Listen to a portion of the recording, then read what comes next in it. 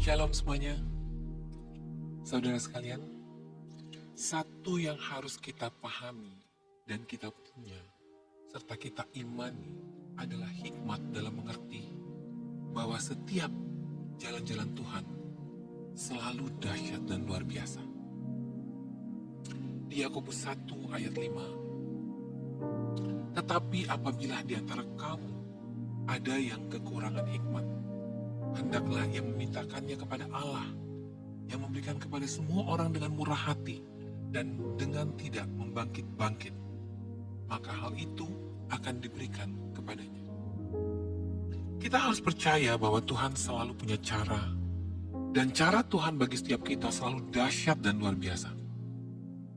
Saya katakan ini bukan sebagai kalimat motivasi, tapi rasa percaya kita ini harus keluar dari iman kita.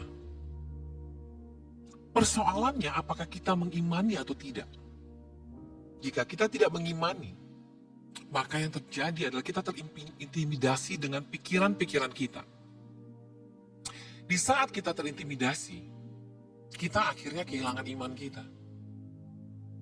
Kalau kita membaca ayat sebelumnya di Yakobus 1 ayat 2-3 dengan jelas mengatakan, untuk kita melihat setiap pencobaan-pencobaan yang terjadi dalam kehidupan kita sebagai suatu kebahagiaan. Karena ujian terhadap iman kita akan menghasilkan ketekunan.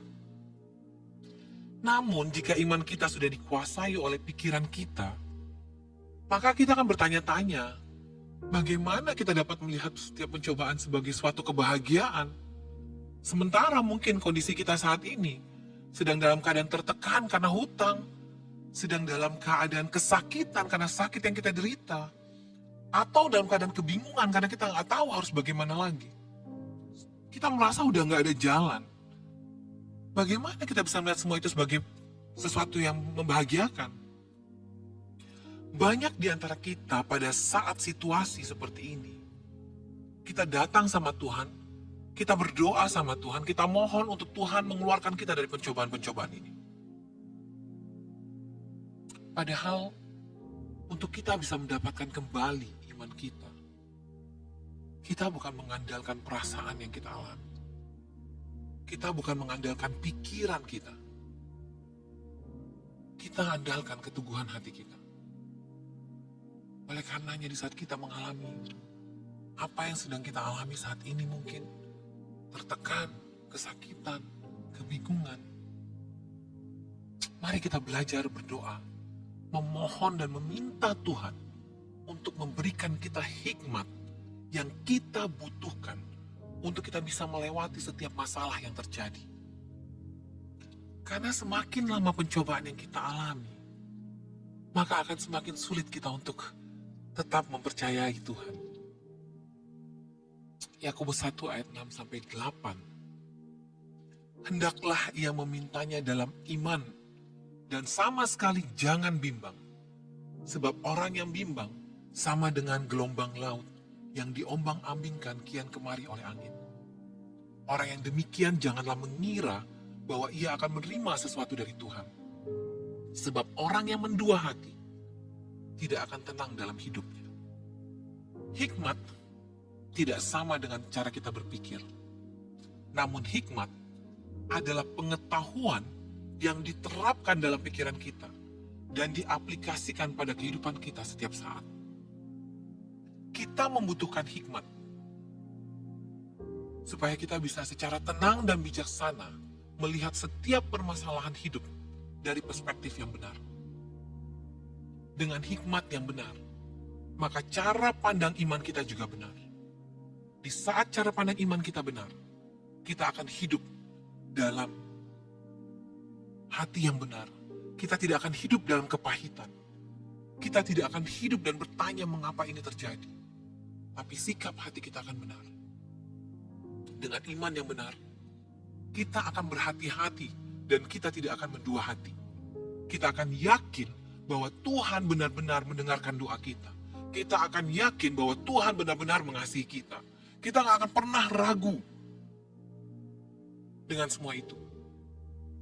Karena orang yang bimbang, orang yang mendua hati akan mudah menyerah. orang yang mendua hati akan meninggalkan imannya di saat mereka berhadapan dengan hal-hal yang tidak menyenangkan dalam hidupnya. Dengan iman yang benar, kita akan selalu bersyukur dan berserah sama Tuhan.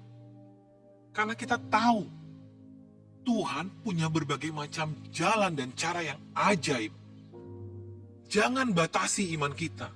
Jangan batasi kuasa Tuhan dalam kehidupan kita. Allah kita tidak terbatas. Begitu banyak mujizat yang kita lihat. Orang buta disembuhkan. Orang yang lumpuh berjalan.